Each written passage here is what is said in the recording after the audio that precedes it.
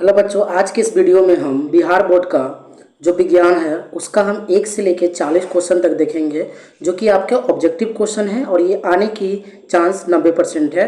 इसलिए आप इन सारे क्वेश्चन को अच्छे से देखिए और आप देखिए खुद से कितने सही कर रहे हैं और कमेंट बॉक्स में बताइए। तो पहला क्वेश्चन है, नेत्र द्वारा किसी वस्तु का कैसा प्रतिबिंब बनता है। तो बाबू, नेत्र द्वारा किसी वस्तु का जो प्रतिबिंब होता है वो वास्तविक होता है, उल्टा होता है और छोटा होता है। दूसरा क्वेश्चन है, विद्युत परिपथ में विद्युत धारा को मापने के लिए क्या उपयोग किया जाता है। तो विद्युत धारा को मापने के लिए उपयोग किए जाने वाले जो भी इंस्ट्रूमेंट है उसका नाम है बाबू आमीटर। एमीटर कहा जाता है इसको इंग्लिश में, ठीक है ना। तो यहाँ पे आमीटर लिखा है तो वही आपका आंसर होगा। तीसरा क्वेश्चन है आपका कि निम्नलिखित में से कौन विद्युत शक्ति को निरूपित नहीं करता है।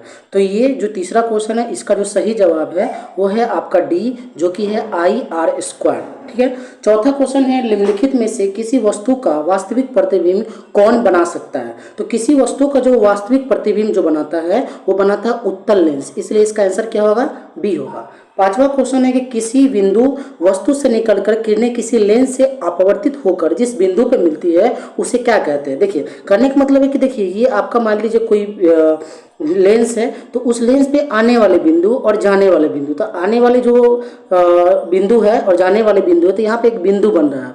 इस बिंदु को हम लोग पॉइंट ऑफ इंसिडेंस कहते हैं और हिंदी में इसको प्रतिबिंब बिंदु कहा जाता है, इसलिए इसका इंग्लिश आंसर होगा बी। छठा नंबर जो क्वेश्चन है आपका, फोटोग्राफी कैमरा का अभिदृश्यक होता है। तो फोटोग्राफी जो कैमरा है उसका अभिदृश्यक होता है बाबू उत्तल लेंस। कौन सा लेंस, उत्तल लेंस। किसी शब्दकोश को पाए गए छोटे अक्षर को पढ़ते समय आप निम्न में से कौन सा लेंस पसंद करेंगे। तो इसका आंसर होगा उत्तल लेंस, क्योंकि उत्तल लेंस जो है छोटी चीज को बड़ा दिखाता है, इसलिए आप ये 5 सेंटीमीटर फोकस दूरी वाला जो उत्तल लेंस है उसका उपयोग करेंगे। आठवां क्वेश्चन है, किसी गोलीय दर्पण तथा किसी पतले गोलीय लेंस दोनों की फोकस दूरी -15 है, तो दर्पण तथा लेंस क्या है। तो जो दर्पण है दोनों आपका अवतल है, क्योंकि अवतल दर्पण का ही जो भी फोकस दूरी होता है वो माइनस में आता है, इसलिए इसका आंसर होगा सी। अब 9वें क्वेश्चन पे आते हैं। तो बाबू जो आपका 9वां क्वेश्चन है, वोल्ट V बराबर क्या होता है। तो जो वोल्ट V बराबर है उसका वोल्ट V बराबर जो आपका होता है वो है B, जूल पर कूलम। क्या बोलते हैं, जूल पर कूलम। 10वां क्वेश्चन है, विद्युत आवेश के प्रवाह दर को क्या कहते हैं। मतलब जो विद्युत आ रहा है, विद्युत जो आ रहा है उसको हम क्या कहते हैं। तो इसको कहा जाता है विद्युत धारा। क्या कहा जाता है, विद्युत धारा, इसलिए इसका आंसर होगा ए। 11 क्वेश्चन है, निम्नलिखित में से कौन सा कथन सत्य है। मतलब ये 4 ऑप्शन दिया है, इसमें से कौन सही है। तो इसमें से जो सही है वो है आपका ऑप्शन बी, जिसको कहा जाएगा जूल बराबर कूलाम गुने वोल्ट। क्या कहा जाएगा, कूलाम गुने वोल्ट।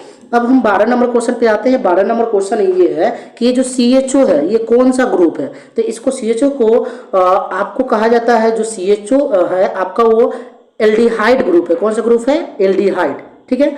13 नंबर जो क्वेश्चन है वो 13 नंबर क्वेश्चन है, एथेनॉल को सांद्र H2SO4 के साथ गर्म करने पे निम्नलिखित में से कौन सी गैस निकलती है। मतलब जो एथेनॉल है बाबू उसको H2SO के साथ, जो एथेनॉल है उसको H2SO4, ठीक है ना, इसके साथ गर्म करने पे कौन सा गैस निकलेगा। तो इसमें से जो गैस निकलेगा वो निकलेगा कार्बन गैस और हाइड्रोजन गैस, या तो मतलब कि C2 और H2 निकलेगा। 14 नंबर क्वेश्चन है आपका, जिंक ब्लेड में किस धातु का अयस्क होता है। तो जिंक होता है, तो जिंक में बाबू आपका जिंक में तो जिंक होगा, तो इसलिए ऑप्शन दिया है बी, तो जिंक, तो ये आपका क्या हो जाएगा, आंसर डी। अब हम आते हैं 15 नंबर क्वेश्चन में। तो 15 नंबर क्वेश्चन आपका यह है कि आवर्त श्रेणी, मतलब जो पीरियोडिक टेबल है, किसी आवर्त के तत्वों में कौन सा गुण समान होता है। तो ये आपका आवर्त श्रेणी जो है 15 नंबर, इसका जो आंसर है वो कक्षों की संख्या। क्या होगा, कक्षों की संख्या, मतलब कि ऑप्शन नंबर डी। क्या होगा, ऑप्शन नंबर डी। अब जो 16 नंबर क्वेश्चन है कि जो अभिक्रिया हो रहा है, जो रिएक्शन हो रहा है CaO और H2O का, तो बन रहा है CaOH ट्वाइस। तो किस प्रकार की अभिक्रिया है। तो ये अभिक्रिया में आप देख रहे हैं कि ये जो अभिक्रिया है आपका ये संयोजन है, क्योंकि जो कार्बन ऑक्साइड है, जो हाइड्रोजन है, दोनों मिलके एक नया कंपाउंड को बनाना है। मतलब एक नया क्रिया कर रहा है और क्रिया करने के बाद एक नया कंपाउंड बन रहा है, जिसको हम लोग क्या कहेंगे, संयोजन, मतलब कि कॉम्बिनेशन रिएक्शन। क्या कहा जाएगा इसको, कॉम्बिनेशन रिएक्शन। जो 17 नंबर क्वेश्चन है, जल में घुलनशील कहलाता है। तो जल में जो घुलनशील है आपका, मतलब कि एक मिनट, आपका जो क्वेश्चन है, जल में घुलनशील भस्म कहलाता है। तो जल में मतलब घुलने वाला जो भस्म होता है उसको कहते हैं हम लोग क्षार। क्या कहते हैं, क्षार। 18 नंबर जो क्वेश्चन है आपका, सोडा एस का रासायनिक सूत्र क्या है? जो सोडा एस है उसका रासायनिक सूत्र है आपका Na2CO3, Na2CO3। तो इसका आंसर क्या होगा? बी। 19 नंबर जो क्वेश्चन है आपका कि निम्नलिखित में से कौन सा विजातीय यौगिक है? मतलब कि विजातीय यौगिक इसमें से कौन सा है? ये क्वेश्चन हर एक साल पूछता है। इसका आंसर है प्लास्टर ऑफ पेरिस। याद कर लीजिएगा, प्लास्टर ऑफ पेरिस ये हमेशा पूछेगा, तो ये आपका आंसर हो जाएगा। 20 नंबर जो क्वेश्चन है इसमें है बेकिंग सोडा का रासायनिक सूत्र क्या होता है? बेकिंग सोडा मतलब कि जो खाने वाला सोडा है, तो उसका रासायनिक सूत्र होता है NaHCO3। क्या होता है? NaHCO3। हमेशा याद कर लीजिए, NaHCO3। तो NaHCO3 जो है आपका किसका एग्जाम्पल है? बेकिंग सोडा का। रट लीजिए, हर एक साल ये क्वेश्चन आता है, बहुत ही इंपॉर्टेंट क्वेश्चन है, इस पे स्टार लगाइए। अब आते हैं हम 21 नंबर क्वेश्चन में। तो 21 नंबर क्वेश्चन आपका ये बोल रहा है कि निम्नलिखित में से कौन सा संक्षारक अम्ल है? कौन सा संक्षारक अम्ल है? तो जो आपका 21 आंसर का 21 का जो होगा वो सल्फ्यूरिक अम्ल होगा। क्या होगा? सल्फ्यूरिक अम्ल, मतलब कि बी। कौन सा आंसर होगा? बी। अब 22 नंबर क्वेश्चन पे आते हैं। तो जो 22 नंबर क्वेश्चन है, मिल्क ऑफ मैग्नीशिया का पीएच क्या है? ये भी बहुत बार पूछा गया क्वेश्चन है, हर एक साल पूछता है। 100 गो ऑब्जेक्टिव में से ये तो एकदम कंफर्म है कि रहेगा। तो 22 नंबर जो है आपका, उसका आंसर होगा 10.5, मतलब कि डी। अब देखिए, अभी तक तो 22 क्वेश्चन हो गया है। अभी तक आपको पता चल गया होगा कि आप किस तरह से तैयारी कर रहे हैं। अगर आपका तैयारी थोड़ा सा भी कमजोर है तो आप रोज हमारा वीडियो देखिए। ऐसे करते करते आप रोज वीडियो देखिएगा, आपको याद हो जाएगा और आप ऑब्जेक्टिव में अपने एग्जाम में बहुत ही अच्छा नंबर ला सकते हैं। जो 23 नंबर क्वेश्चन है उसमें है सल्फर के संयोजी सेल में इलेक्ट्रॉन की संख्या क्या है? तो इलेक्ट्रॉन की संख्या सल्फर के जब संयोज कराए तब, तो उसका आंसर होगा 6। कितना होगा? 6, मतलब कि ऑप्शन नंबर डी। अब 24 नंबर क्वेश्चन है कि निम्नलिखित तत्वों में से किसकी आयतन ऊर्जा अधिक है? मतलब इसमें से किसका ऊर्जा अधिक है? आयनन ऊर्जा, आयतन नहीं, सॉरी, आयनन ऊर्जा लिखा हुआ है, तो इसका आंसर होगा बी, एफ का। किसका? एफ का। आगे बढ़ते हैं हम लोग। निम्नलिखित में से कौन सा मात्रक वाट डब्ल्यू के बराबर होता है? मतलब डब्ल्यू बराबर इसमें से कौन होगा? तो इसका जो 25 का आंसर है आपका होगा जूल पर सेकेंड। तो जूल पर सेकेंड को वाट कहा जाता है, तो ये आपका 25 का आंसर है। क्वेश्चन नंबर जो 26 है, 26 में ये बोल रहा है कि विद्युत हीटर के तार की कुंडली बनी होती है। जो विद्युत आप हीटर देखोगे तो उसमें ऐसे तार होता है, इस तरह का तार आपको दिखाई देगा। तो वो जो तार है, वो जो कुंडली है, वो किस चीज से बना हुआ है, ये आपसे पूछ रहा है। तो इसका आंसर होगा नाइक्रोम का बना होता है। किसका बना होता है? नाइक्रोम का। आप देखे होंगे आयरन में भी यही नाइक्रोम का तार होता है, हीटर में भी है। मतलब कि आप देखोगे जिस भी वस्तु से आपको गर्म हीट मिलता है, तो उसमें जो तार यूज किया जाता है वो तार होता है किस चीज का? नाइक्रोम का।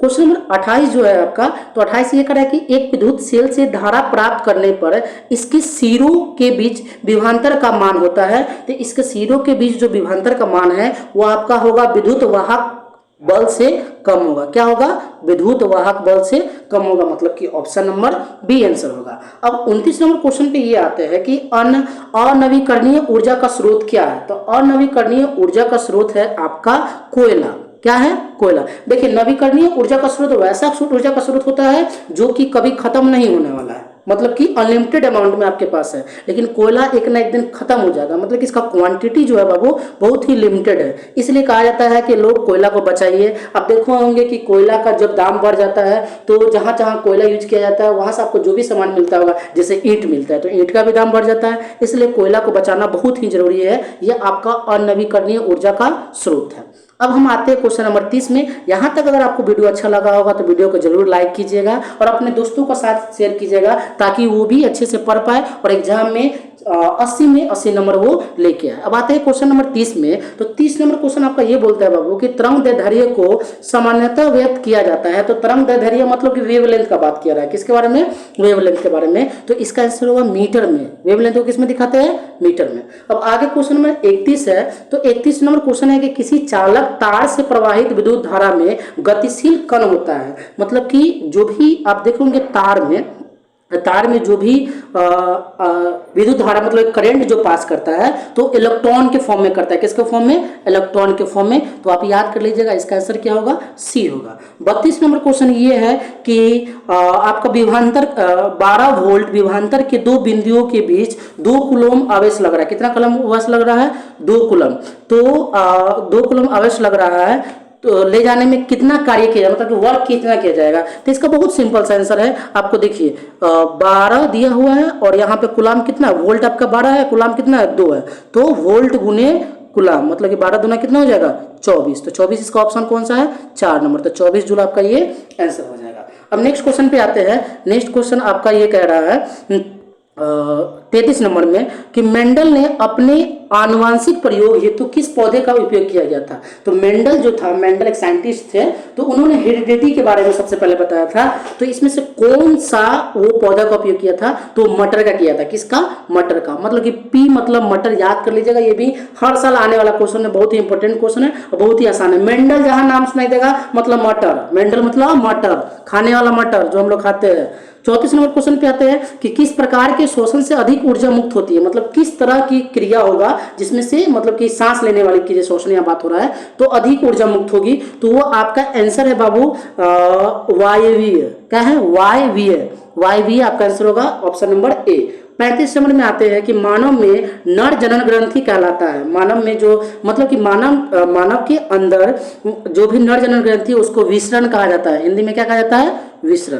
अब आगे आते हैं 36 नंबर क्वेश्चन में कि जीवन की एक महत्वपूर्ण विशेषता है, मतलब कि हमारा जो जीवन है इसका एक इम्पोर्टेंट आपका रोल है। जीवन का जो भी आपका है बहुत ही इंपॉर्टेंट है। क्वेश्चन जो है आपका इतना अच्छा क्वेश्चन है इसमें कि आप इसको सोचिएगा तो लगेगा कि हाँ, इसके ये मोटिवेशन आपको दे रहा है। मतलब कि जीवन का एक महत्वपूर्ण विशेषता है कि आपको वृद्धि होगा आपके जीवन में। जो भी आज कष्ट है तो कल, जब भी आज कष्ट है तो कल आप आज संघर्ष में जी रहे हैं तो कल आपको सफलता मिलेगा। मतलब कि धीरे धीरे बढ़ना होता है जीवन, मतलब क्या, धीरे धीरे बढ़ना। तो इसका इंग्लिश क्या होगा, वृद्धि। क्या होगा, वृद्धि। ये बहुत अच्छा क्वेश्चन है, आप लोग याद कर लीजिएगा। अब आगे आते हैं क्वेश्चन नंबर जो 37 है। इसमें बोल रहा है कि स्वपोषी पोषण क्या है। स्वपोषी मतलब वैसा जीव जो खाना खुद से बनाता है। तो खाना खुद से कौन बनाता है बाबू, इसमें दिया पौधा, कवक, कुछ प्रोटिस्टा। तो बाबू पौधे ना खुद से खाना बनाता है। तो 37 का आंसर होगा आपका क्या, ए। मतलब खुद से खाना बनाने वाले पोषण को हम लोग स्वपोषी कहते हैं। क्या कहते हैं, स्वपोषी। इंग्लिश में इसको हेटरोट्रॉपिक कहा जाता है, ऑटोट्रॉपिक कहा जाता है, ठीक है ना, खुद से बनाने वाले खाना, ठीक है।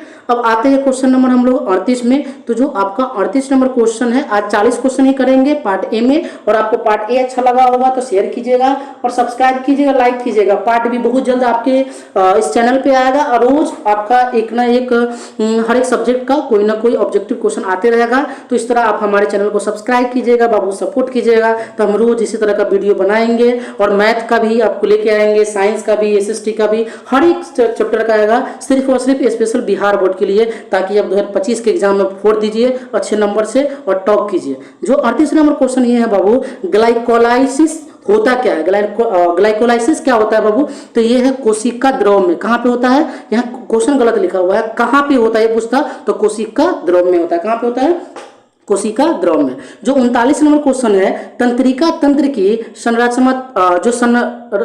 संरचनात्मक एवं कार्यात्मक इकाई को कहते हैं, तो इसको कहा जाता है न्यूरॉन। क्या कहा जाता है, न्यूरॉन। तो इसका ऑप्शन नंबर ए आपका आंसर से हो जाएगा। क्वेश्चन नंबर 40 पे आते हैं। आज की लास्ट क्वेश्चन है कि कौन सा एंजाइम वसा प्रक्रिया करता है, तो आपका एंजाइम का नाम है लाइपेज। क्या नाम है, लाइपेज। तो आज के लिए इतना ही। अगर वीडियो अच्छा लगा होगा तो हमारे चैनल को सब्सक्राइब कीजिएगा, लाइक कीजिएगा और अपने दोस्तों के साथ शेयर कीजिए, ताकि वो जितने भी ऑब्जेक्टिव आने वाले हैं, संभावित ऑब्जेक्टिव है, सब हमारे चैनल पर आएगा। आप लोग रोज लाइक कीजिएगा, शेयर कीजिएगा, हम रोज वीडियो डालते रहेंगे। आज के लिए इतना ही, मिलते हैं अगले वीडियो में। धन्यवाद।